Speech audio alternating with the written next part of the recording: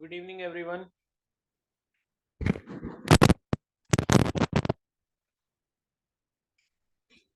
Voice clear है सभी को? Yes sir. और उत्तराखंड और यूपी नर्सिंग का आपने एप्लीकेशन फॉर्म फिल कर लिया है सभी ने, या कोई रह गया है? No sir. कब करोगे?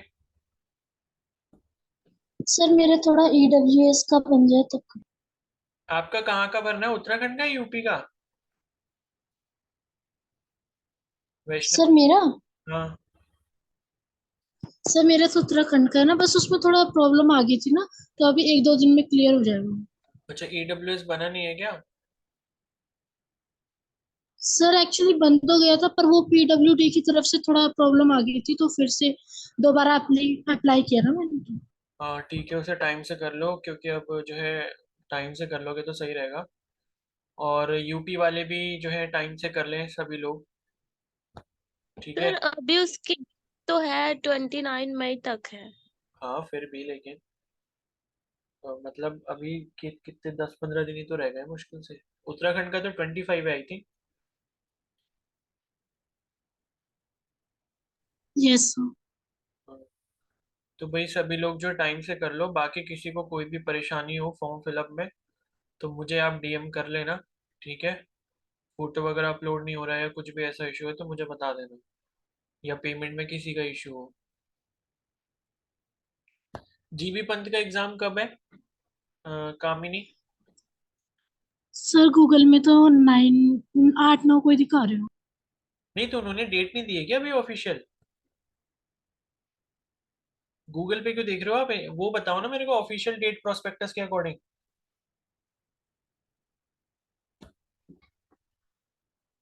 भाई गूगल पे सर्च मत करा करो ये एग्जाम डेट्स, समझ रहे हो? दिक्कत हो जाएगी फिर किसी दिन। मैं चेक करता हूँ अगर पता नहीं मेरे पास है या नहीं है प्रोस्पेक्टस।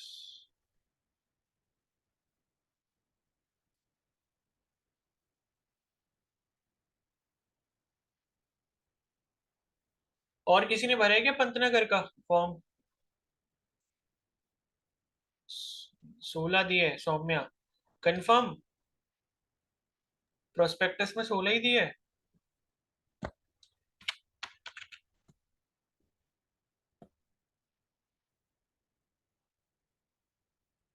मैं आपको कंफर्म बता दे रहा हूँ। भाई जीबी पंत की तो डेट भी एक्सटेंड हो चुकी है, इसमें आ रहा है। कब तक हुई है?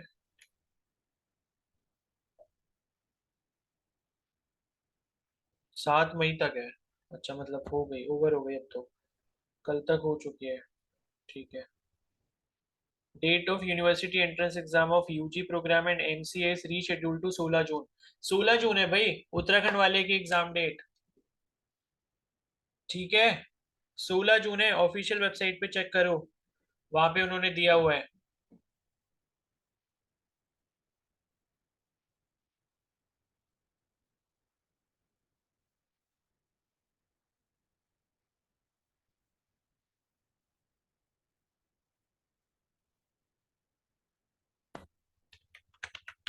तो किसी ने अगर किस किस ने भरा है यहाँ पर पंतनगर का? सर मैंने अच्छा भर रखा है तो ठीक है ना फिर। लेकिन उसका मत भरना फिर, अगर एम्स का भर रखा है तो उत्तराखंड के पैरामेडिकल का मत करना,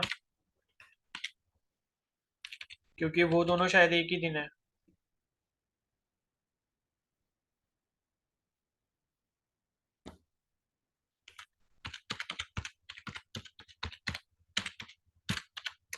बस 1 मिनट रुको हाँ। और बीपीटी का कोई भर रहा है क्या?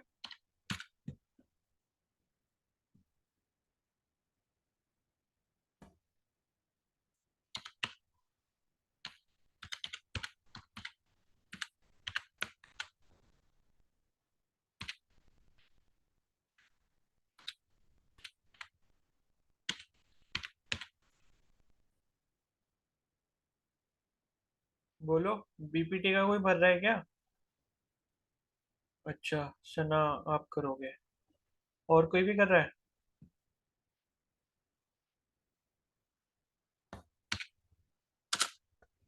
वैष्णवी वैसे आप करना चाहो तो कर सकते हो, और किसी को लगता है अगर करना है तो कर सकते हो।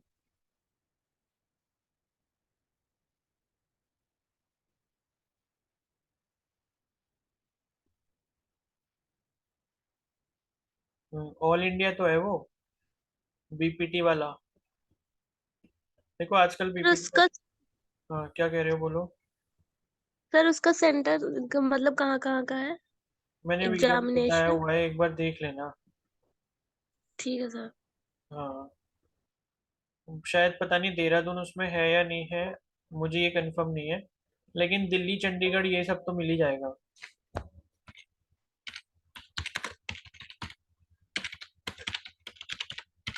तो एक बार प्लीज वो वीडियो पूरा देख लेना अगर आपको फॉर्म के रिगार्डिंग कोई भी डाउट है तो। ठीक है।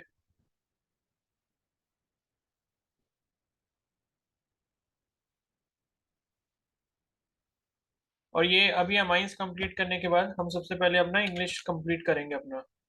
और बाकी केमिस्ट्री वगैरह बायो फिजिक्स जितना आप कर चुके हो भाई, डेली का रिवीजन आप करो। रिवीजन करना, क्वेश्चन प्रैक्टिस करना, ये सब आपके हाथ में है, ठीक है।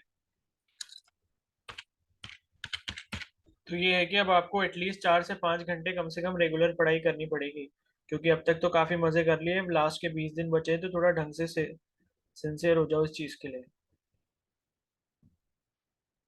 एम्स का वो जो नंबर सीरीज वाले क्वेश्चन रहते हैं जीके में। अरे वो बहुत आसान होते हैं,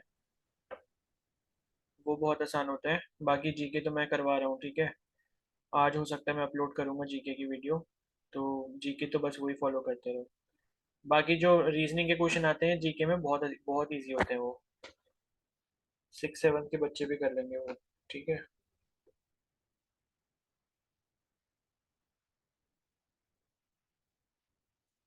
चलो फिर स्टार्ट करते हैं, ठीक है।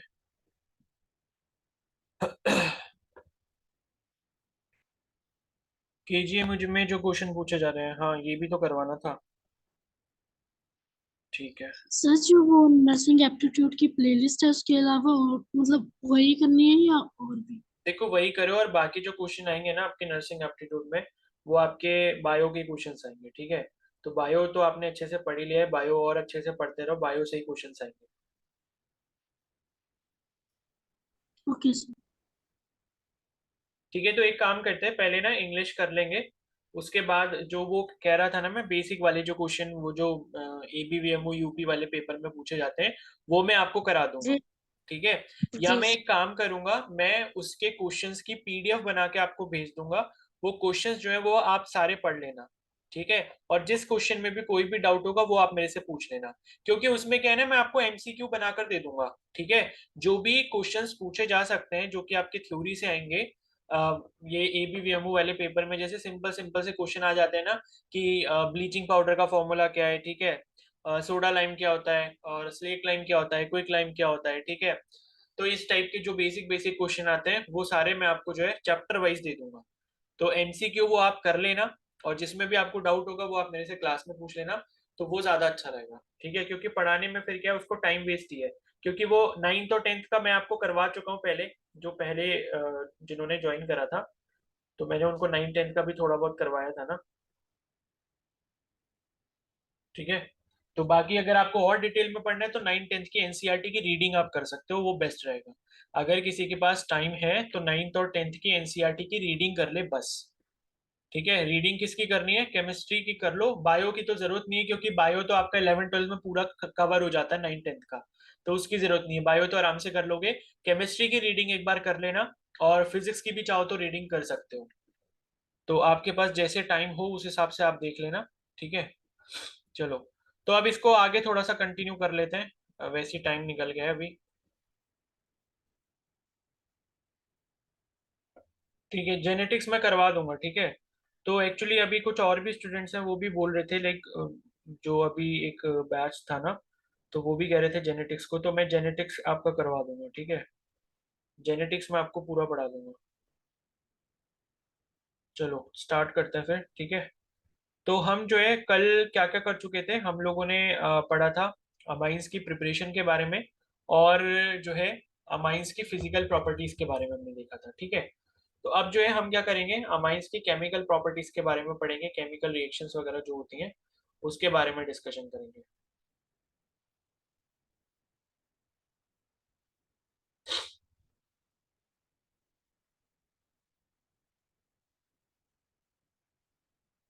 और ये मैंने आपको बताया था, ये किसी ने देखा था एनसीईआरटी में, पढ़ा आपने ये बेसिसिटी वाला टॉपिक? Yes sir. आ गया समझ में? जी सर। ठीक है, बहुत हाइड्रेशन इंपॉर्टेंट है। हाँ। हाइड्रेशन भी चैप्टर, मतलब हाइड्रेशन का भी था। हाइड्रेशन का क्या? हाइड्रेशन इफेक्ट मतलब था उसमें ऑर्डर करके कि किस में ज्यादा है। कौन सा इफेक्ट? Hydration effect sir. ये कौन सा इफेक्ट था भाई? चलो होगा, ठीक है। मतलब ये कि एनसीईआरटी जरूर देख लेना। और मैंने बोला कि एनसीईआरटी के इंटेक्स क्वेश्चन और एग्जाम्पल कर लो, केमिस्ट्री में उतना ही बहुत है, उससे ही आपका केमिस्ट्री बहुत अच्छा हो जाएगा। ठीक है, चलो अब नेक्स्ट आ जाते हैं यहाँ पर इसकी केमिकल प्रॉपर्टीज पे। ठीक है,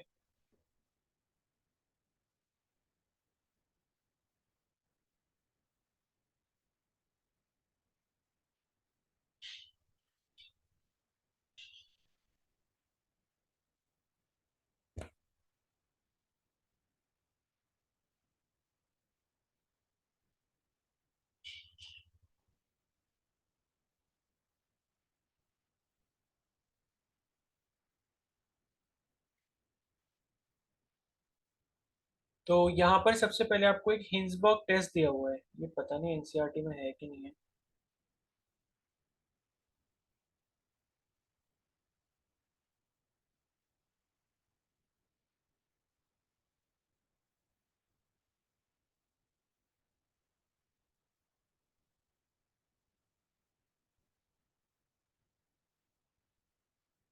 पता नहीं एनसीईआरटी में तो मुझे कहीं दिख नहीं रहा हिंसबर्ग टेस्ट। RnH2HCl। चलो यहाँ से करते हैं, ठीक है, उसे छोड़ो, वो एनसीईआरटी में मुझे तो नहीं मिल रहा ये वाला। एलिफेटिक एंड एरोमेटिक,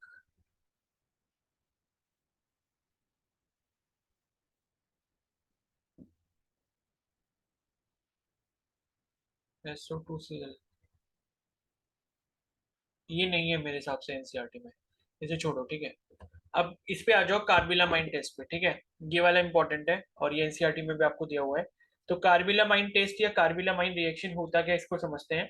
तो aliphatic and aromatic primary amines on heating with chloroform and ethanolic potassium hydroxide form isocyanide और carbylamine which are foul smelling substances. ठीक है, तो ये जो कार्बिलामाइन टेस्ट है, ये आपको ध्यान रखना है कि ये प्राइमरी अमाइंस देंगी, और कौन कौन सी? एलिफेटिक और एरोमेटिक दोनों। ठीक है, तो एलिफेटिक और एरोमेटिक अमाइंस जो प्राइमरी होंगी, यानी कि 1 डिग्री अमाइन जो होंगी, वो ये टेस्ट देंगी। ठीक है, तो इस टेस्ट में होगा क्या कि जब आप एलिफेटिक या एरोमेटिक प्राइमरी अमाइन को रिएक्ट करवाओगे या हीट करोगे, किसके साथ?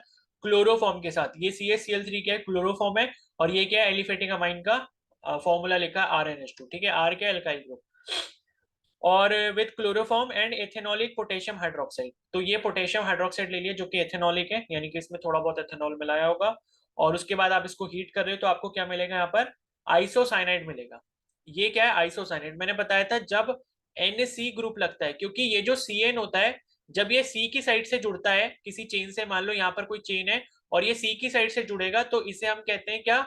साइनाइड कहते हैं। ठीक है, इसे क्या कहते हैं? साइनाइड कहते हैं। और जब ये N की साइड से जुड़ता है ये वाला ग्रुप, तो इसे हम क्या कहते हैं? आइसोसाइनाइड कहते हैं। ठीक है, तो यहाँ पर क्या बनेगा? आइसोसाइनाइड बनेगा। और इसी का नाम क्या है? कार्बिलामाइन भी है।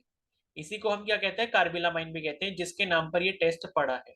ठीक है, तो ये कार्बिलामाइन बनाएगा या फिर आइसोसाइनाइड बनाएगा, जो कि फाउल स्मेलिंग सब्सटेंसेस होते हैं, यानी कि इसमें से बहुत गंदी स्मेल आती है।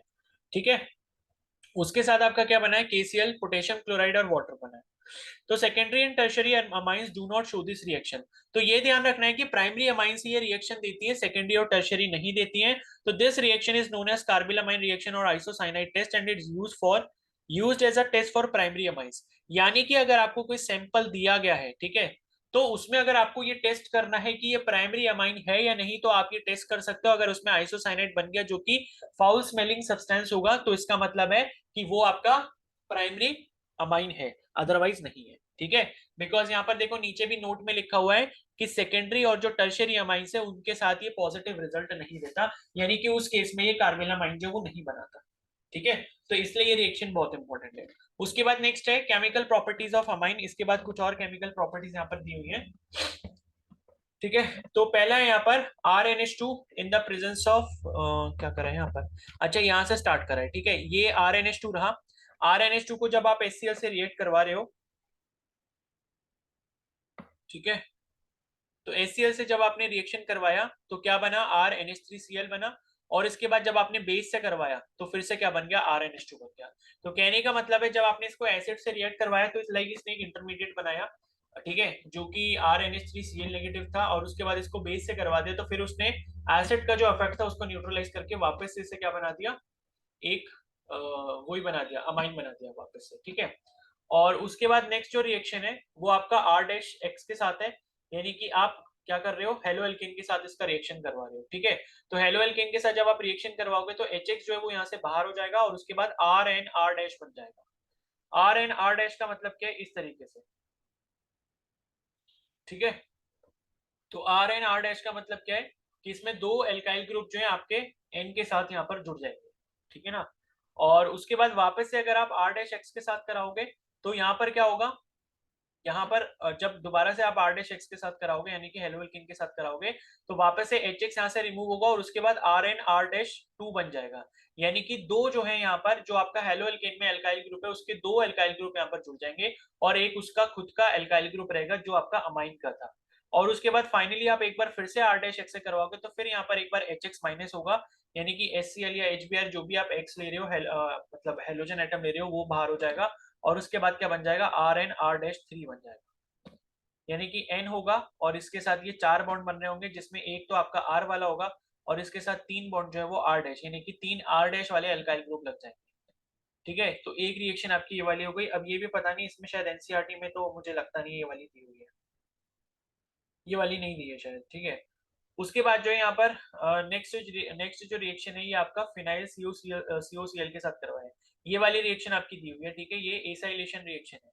ये वाली जो रिएक्शन है, अच्छा ये नीचे वाली एसाइलेशन है, ऊपर वाली बेंजोइलेशन है।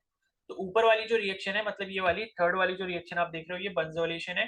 तो बेंजोइलेशन का मतलब क्या हो रहा है कि इसमें बेंजोइल क्लोराइड जो है मतलब ये, और इसके ऊपर क्या लगा हुआ है, COCl लगा है, तो ये क्या हो गया, बेंजोइल क्लोराइड हो गया। ठीक है, तो बेंजोइल क्लोराइड के साथ जब आप रिएक्शन करवाओगे तो HCl यहाँ से रिमूव हो जाएगा और आपके पास ये बचेगा RnHCOPH। इसका मतलब क्या हुआ कि यहाँ पर N होगा, ठीक है, और इसके साथ जो है मतलब ऐसा होगा, या तो इसका जो स्ट्रक्चर बनेगा वो बनेगा,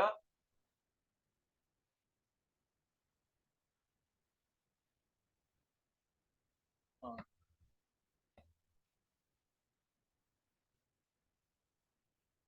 मतलब ये जो स्ट्रक्चर बनेगा, R आपका एल्काइल ग्रुप हो गया, वो N के साथ जुड़ा होगा, N के साथ एक H जुड़ा होगा, उसके बाद C डबल बॉन्ड O, ये कार्बोनिल ग्रुप हो गया, ठीक है, एसाइल वाला, और उसके साथ यहाँ पर क्या जुड़ा होगा, फिनाइल रिंग जुड़ी होगी, C6H5।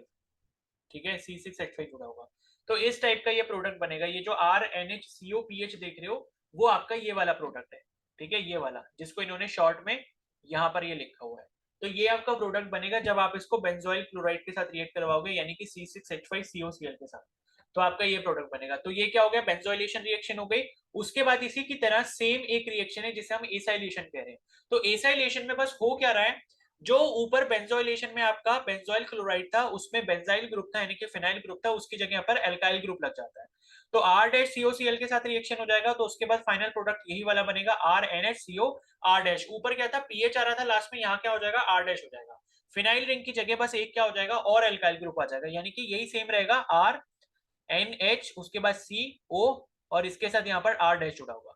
तो ये आपका क्या है, एसाइलेशन रिएक्शन का प्रोडक्ट होगा। ठीक है, तो ये क्या हो गया आपका, एसाइलेशन और बेंजोइलेशन। तो ये दो रिएक्शन बहुत इंपॉर्टेंट है। उसके बाद जो है यहाँ पर हेलोजिनेशन रिएक्शन है। ठीक है, तो हेलोजिनेशन रिएक्शन में यहाँ पर जो है आपको इसका पता नहीं मैकेनिज्म दिया है कि नहीं दिया है, नाइट्रेशन सल्फोनेशन,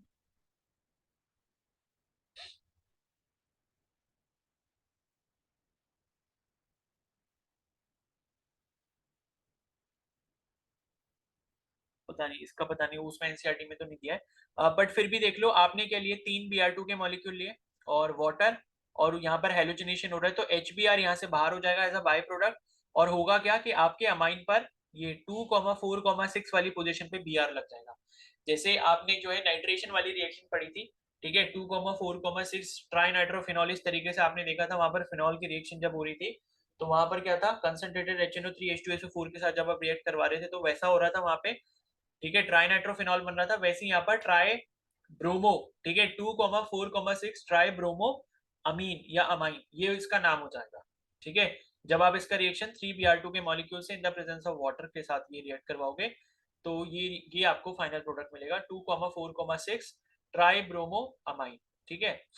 उसके बाद नेक्स्ट यहाँ पर रिएक्शन है, ये आपका जो रिएक्शन है ये नाइट्रेशन वाली रिएक्शन है, ठीक है। तो ये जो है आपका HNO2 जो है ये आपका नाइट्रस एसिड होता है। HNO2 का जो नाम है वो क्या है, नाइट्रस एसिड, ये इसका नाम है। तो नाइट्रस एसिड के साथ जब आप इसकी रिएक्शन करवाओगे तो आपको क्या मिलेगा, यहाँ पर अल्कोहल मिलेगा, 1 डिग्री आपको ये अल्कोहल मिलेगा, ROH मिलेगा, प्लस N2 यानी कि नाइट्रोजन गैस यहाँ से इवॉल्व हो जाएगी, प्लस वाटर, तो ये इसके प्रोडक्ट होंगे। तो ये भी इंपॉर्टेंट रिएक्शन है, जब आप नाइट्रस एसिड के साथ रिएक्शन करवाते हो तो यहाँ पर नाइट्रोजन गैस लिबरेट हो जाती है और अल्कोहल बन जाता है, और साथ में क्या बनता है, वाटर बनता है, ठीक है।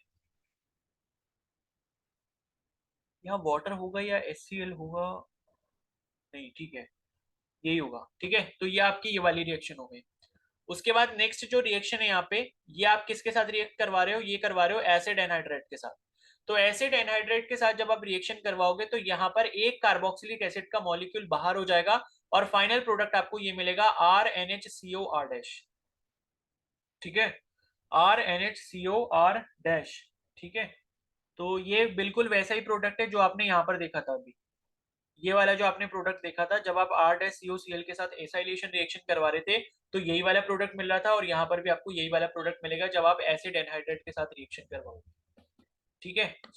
और उसके बाद नेक्स्ट जो रिएक्शन है यहाँ पर वो है आपका CaCl3 अल्कोहलिक KOH। तो इसके साथ जब आप रिएक्शन करवाओगे तो ये तो हमने ऊपर पढ़ ही लिया अभी कार्बिलामाइन टेस्ट में, वही रिएक्शन दी है, ठीक है। जब एथेनॉलिक या अल्कोहलिक क्या लेते हो, पोटेशियम हाइड्रोक्साइड लोगे और उसके साथ क्या लोगे, क्लोरोफॉर्म लोगे, तो क्या बनाएगा ये कार्बिलामाइन या आइसोसाइनेट बनाएगा, जो कि फाउल स्मेलिंग सब्सटेंस होता है। और ये किसके लिए कब बनता है, सिर्फ जब भी बनता है जब आपका 1 डिग्री एलिफेटिक अमाइन हो या फिर 1 डिग्री एरोमेटिक अमाइन हो, ठीक है। तो ये कार्बिलामाइन रिएक्शन का एग्जांपल दिया हुआ। उसके बाद नेक्स्ट यहाँ पर रिएक्शन, ये बहुत ज्यादा इंपॉर्टेंट है NaNO2 के साथ, ठीक है। तो जब आप यहाँ पर RNH2 लेते हो और उसको NaNO2 सोडियम, इसका नाम क्या होगा बताओ NaNO2 का, कोई बताएगा, सोडियम नाइट्राइट होगा या नाइट्रेट होगा, नाइट्राइट। नाइट्राइट होगा, ठीक है। NaNO2 क्या होता है, नाइट्राइट होता है, NaNO3 नाइट्रेट होता है। तो NaNO2 यानी कि sodium nitrite in the presence of HCl और टेम्परेचर, ये टेम्परेचर बहुत इंपॉर्टेंट है, ठीक है। ये वाला टेम्परेचर बहुत इंपॉर्टेंट है, 0 से 5 डिग्री सेल्सियस, अगर टेम्परेचर इससे आगे पीछे होगा तो ये नहीं बनेगा। तो ये लो टेम्परेचर पे ही रिएक्शन पॉसिबल हो पाती है, ठीक है।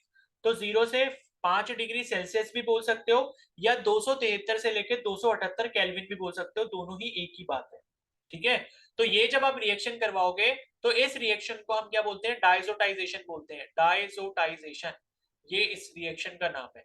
और जो फाइनल प्रोडक्ट आपको यहाँ पर मिलता है वो क्या मिलता है, बेंजीन डाइजोनियम क्लोराइड मिल जाता है, ठीक है। तो कोई बताएगा मेरे को बेंजीन डाइजोनियम क्लोराइड का फॉर्मूला क्या होता है, C6H6N2Cl नेगेटिव। ठीक है। तो ये जो है आपका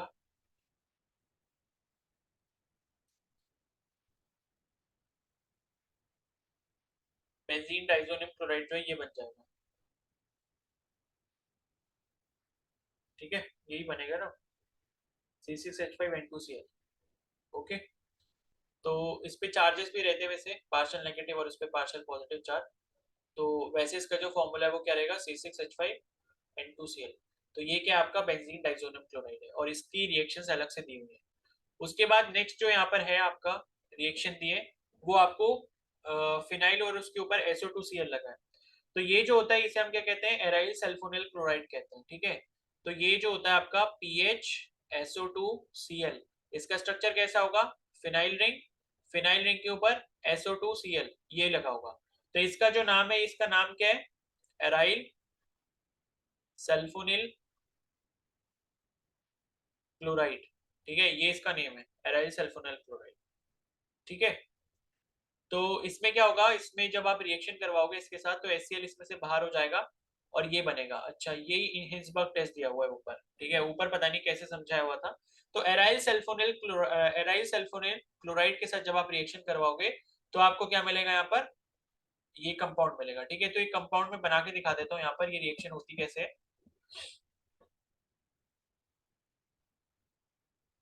तो देखो ये आपका रहा इस तरीके से,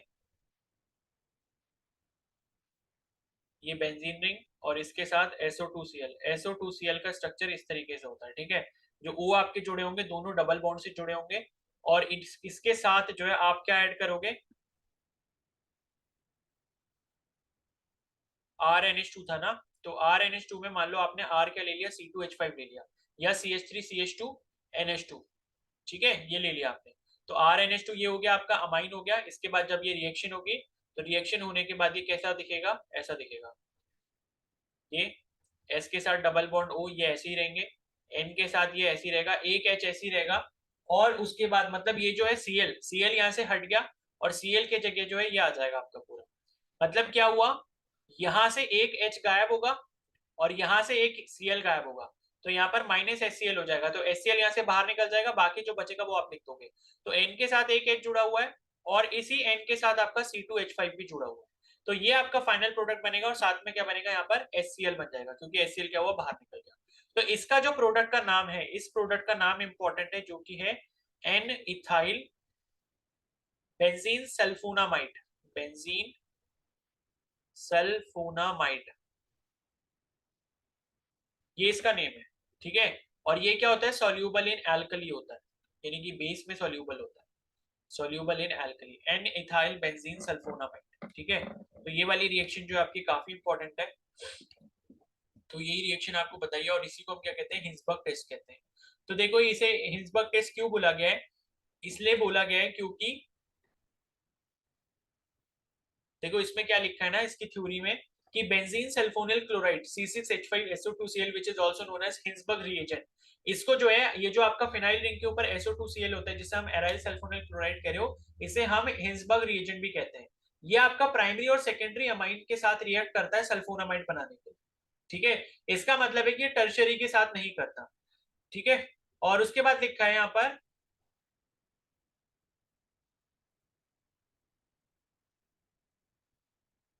हाँ, एक और इंपॉर्टेंट बात है यहाँ पर, जो अभी हमने पढ़ा था वो हमने किसके साथ रिएक्शन करवाई, उसकी प्राइमरी अमाइन के साथ करवाई। अगर मान लो आप सेकेंडरी अमाइन के साथ इसकी रिएक्शन करवाओगे तो इसमें एक बहुत इंपॉर्टेंट बात लिखी है, आप अपनी एनसीईआरटी में भी देख लेना। उसमें जो आपका कंपाउंड बनेगा वो बनेगा N, diethyl benzene sulphonamide. उसमें क्या होंगे, दो आपके R ग्रुप लग जाएंगे, अल्काइल ग्रुप लग जाएंगे नाइट्रोजन पे, मतलब नाइट्रोजन के साथ जो हाइड्रोजन जुड़ा था। देखो यहाँ पर क्या होगा ना, ये जो आपने प्रोडक्ट बनाया, ठीक है, तो यहां पर आपने क्या लिया था, सिर्फ एक एल्काइल ग्रुप लिया था, कौन सा वाला, ये वाला, ठीक है। अगर आप सेकेंडरी अमाइन लेते हो यहाँ पर, सेकेंडरी अमाइन में क्या होगा, दो एल्काइल ग्रुप जुड़े होंगे नाइट्रोजन के साथ और हाइड्रोजन यहाँ से एक हट चुका होगा। यानी कि अगर मान लो आप मतलब क्या लेते हो, सेकेंडरी अमाइन लेते हो, तो सेकेंडरी अमाइन कैसा होगा, C2H5NH C2H5 इस तरीके से होगा। मतलब ये H इस तरीके से जुड़ा होगा और दोनों तरफ क्या होंगे, C2H5 जुड़े होंगे। अब ये H तो जो है ये आपके इस वाले Cl के साथ जो है जुड़कर HCl निकल के बाहर हो जाए। इसका मतलब है फाइनल जो प्रोडक्ट बचेगा मतलब बनेगा, तो उसमें क्या होगा, एक तो C2H5 ये वाला आ गया था और ये वाला जो हाइड्रोजन है इसकी जगह पर एक और C2H5 आ जाएगा और इस प्रोडक्ट का नाम क्या होगा, NN डाइथाइल बेंजीन सल्फोनामाइड होगा। तो इसके लिए इंपॉर्टेंट बात क्या लिखी है कि since N, diethyl benzene sulfonamide does not contain any hydrogen atom attached to nitrogen atom, it is not acidic and hence insoluble in alkali। अब देखो ये इसी हाइड्रोजन की वजह से ये जो आपको हाइड्रोजन एटम दिख रहा है इसी की वजह से जब ये प्राइमरी अमाइन का प्रोडक्ट बना था, इसी की वजह से ये क्या है, एसिडिक इन नेचर है, क्योंकि ये हाइड्रोजन के जब बाहर जाएगा H प्लस प्रोटॉन रिलीज करेगा तो क्या होगा, इसका मतलब एसिडिक इन नेचर है, और एसिडिक अगर कोई भी चीज होती है तो वो बेस के साथ घुल सकती है या मिल सकती है। लेकिन अगर सेकेंडरी अमाइन लोगे तो ये H आपको नहीं मिलेगा फाइनल प्रोडक्ट में, इसकी जगह पे कोई ना कोई अल्काइल ग्रुप लगा होगा। तो इसका मतलब है जब हाइड्रोजन नहीं है तो इसका मतलब है कि एसिडिक इन नेचर नहीं है, और इसका मतलब क्या है कि अगर ये एसिडिक इन नेचर नहीं है तो इसका मतलब है कि वो बेस में या अल्कली में सोल्यूबल नहीं हो। ठीक है, और टर्शरी अमाइन तो इसके साथ रिएक्ट ही नहीं करते। तो ये तीनों के आपके जो है यहाँ पर अलग अलग जो है इन्होंने कंफर्मेशन दिए हुए हैं। ठीक है, तो ये जो आपका हिंसबर्ग टेस्ट है, ये आपके प्राइमरी अमाइन, सेकेंडरी अमाइन और टर्शियरी अमाइन तीनों को डिफरेंशिएट करके बता सकता है। मान लो अगर आपको कोई भी सैंपल दिया हुआ है, उसमें आपने एराइल सल्फोनिल क्लोराइड मिलाया, ठीक है, रिएक्शन हुई, रिएक्शन के बाद प्रोडक्ट बना, अगर वो प्रोडक्ट एल्कली में सोल्यूबल हो गया तो प्राइमरी अमाइन होगा, अगर वो प्रोडक्ट बन गया और प्रोडक्ट एल्कली में सोल्यूबल नहीं हुआ, इसका मतलब वो सेकेंडरी अमाइन होगा, और अगर रिएक्शन बनी ही नहीं, रिएक्शन आगे गई ही नहीं, इसका मतलब क्या होगा, वो टर्शियरी अमाइन होगा। तो इसलिए हिंसबर्ग टेस्ट जो है वो आपके प्राइमरी, सेकेंडरी और टर्शियरी अमाइन तीनों को एक साथ डिफरेंशिएट कर सकता है। ठीक है, क्या सभी को समझ में आ गया ये? Yes yes. सर। तो इसलिए ये वाला टेस्ट बहुत इंपॉर्टेंट है। और जो आपने कार्बिलामाइन टेस्ट देखा था अभी, वो सिर्फ आपका प्राइमरी अमाइन को कंफर्म करता है, अगर सेकेंडरी या टर्शियरी होगा तो उसके साथ तो वो रिएक्शन देगा ही नहीं। यानी कि अगर आपको दो सैंपल दे दिए गए, एक सेकेंडरी अमाइन का दिया, एक टर्शियरी अमाइन का दिया, और पूछा गया कि कौन सा वाला सेकेंडरी कौन सा वाला टर्शियरी है, और उसमें अगर आप कार्बिलामाइन लगाओगे तो दोनों फेल हो जाएंगे, तो आप कंपैरिजन कर ही नहीं पाओगे कि कौन सा वाला सेकेंडरी कौन सा टर्शियरी है। लेकिन अगर आप यही सेम काम हिंसबर्ग रिएजेंट के साथ करते हो, हिंसबर्ग टेस्ट के थ्रू करते हो, मतलब सेकेंडरी और टर्शियरी को, तो आप डिफरेंशिएट कर सकते हो, क्योंकि सेकेंडरी के साथ वो रिएक्शन को प्रोसीड करेगा, और प्रोसीड करने के बाद जो प्रोडक्ट बनेगा वो एल्कली में सोल्यूबल नहीं होगा, और टर्शियरी अमाइन के साथ जो है हिंसबर्ग रिएजेंट क्या होगा, रिएक्शन देगा ही नहीं।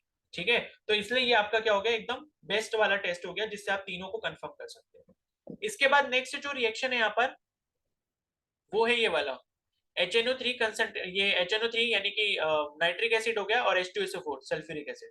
तो ये आपका क्या होगा, नाइट्रेशन वाली रिएक्शन हो गई। ठीक है, और ये जो आपकी नाइट्रेशन वाली रिएक्शन है, इसमें क्या होगा, ये आपके दो इसमें मिक्सचर बनेंगे। ठीक है, इसमें बेसिकली तीन मिक्सचर लिखे हुए हैं वैसे तो। ठीक है, एनसीईआरटी में जो आपको तीन मिक्सचर दिए हुए हैं, दो तो ये दिए हुए हैं, और इसके साथ ये वाला भी बनेगा, ये NH2, और इसके साथ साथ यहाँ पर NO2। तो इसमें एक इंपॉर्टेंट चीज ये दी है कि ये वाला जो मिक्सचर आपका बनेगा ये 51% बनेगा इसमें, ये वाला जो बनेगा सेकंड वाला ये 47% बनेगा, और ये वाला जो बनेगा ये 2% बनेगा। तो तीनों मिक्सचर का परसेंटेज कंपोजिशन दिया है कि जब आप HNO3 के साथ H2SO4 की प्रेजेंस में रिएक्शन करवाओगे, नाइट्रेशन करवाओगे अमाइन का, तो पैरा, मेटा और ऑर्थो, ऑर्थो मेटा पैरा तीनों आपके बनेंगे। ऑर्थो वाला सबसे कम बनेगा 2%, मेटा वाला 47% बीच में, और पैरा वाला जो वो आपका सबसे ज्यादा बनेगा 51%। पैरा वाला इसलिए ज्यादा बन रहा है क्योंकि वो मोस्ट स्टेबल है। ठीक है, और इसी तरीके से यहाँ पर एक और रिएक्शन दी है H2SO4 सल्फ्यूरिक एसिड के साथ, जब आप रिएक्शन करवाओगे, और कैसा लेना है आपको, कंसंट्रेटेड और हाई टेम्परेचर लेना है, 455 से लेके 475 केल्विन। और ये जो रिएक्शन होगी ये कौन सी रिएक्शन कहलाएगी, सल्फोनेशन कहलाएगी। ठीक है, तो सल्फोनेशन वाली जो रिएक्शन है उसमें आपका ये बनेगा, ये वाला प्रोडक्ट, जिसे आप क्या कहते हो, सल्फानिलिक एसिड कहते हो। ठीक है, इसे क्या कहोगे, सल्फानिलिक एसिड। लेकिन ये क्या होता है, अनस्टेबल होता है, ये चीज ध्यान रखना, ये अनस्टेबल होता है। ठीक है, अनस्टेबल होता है, और ये किस में कन्वर्ट होता रहता है बार बार, इसकी ये रिएक्शन फर्दर ऐसे करके दिखाई हुई है, जिसमें ऊपर क्या बना है, ऊपर आपका NH3 है, NH3 पॉजिटिव, और यहाँ नीचे क्या है आपका SO3 नेगेटिव। मतलब ये है कि नीचे वाला जो हाइड्रोजन है वो कभी कभी ऊपर भी शिफ्ट हो जाता है, जिस वजह से ये ज्विटर आयन का फॉर्म ले लेता है, मतलब एक आयनिक फॉर्म ले लेता है। तो इसलिए ये ज्यादा स्टेबल नहीं होता जो आपका सल्फानिलिक एसिड होता है। ठीक है, तो ये जो आपकी थी ये सारी रिएक्शन थी किसकी, अमाइंस की। तो अमाइंस की जो केमिकल रिएक्शन है वो यहाँ पर कंप्लीट हो गई है। अब ये वाला जो टॉपिक है डाइजोनियम सॉल्ट वाला, ये हम कल सुबह करेंगे। ठीक है, तो इतने में किसी को कोई डाउट है?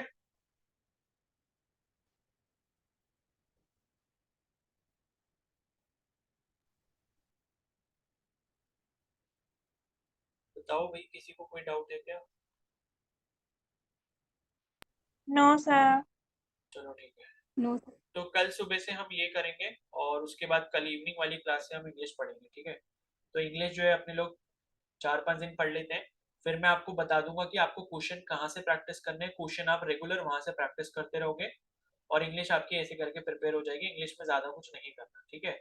हमें क्या क्या पढ़ना है, टेंसेस पढ़ने हैं, डायरेक्ट एंड डायरेक्ट स्पीच पढ़ना है, एक्टिव पैसिव पढ़ना है, और बस यही पढ़ना है। और आर्टिकल्स हो गए, डिटर्मिनर्स हो गए, ये सारी चीजें पढ़ा दूंगा। बाकी आपको जितना ज्यादा प्रैक्टिस करोगे इंग्लिश की उतना ज्यादा होगा।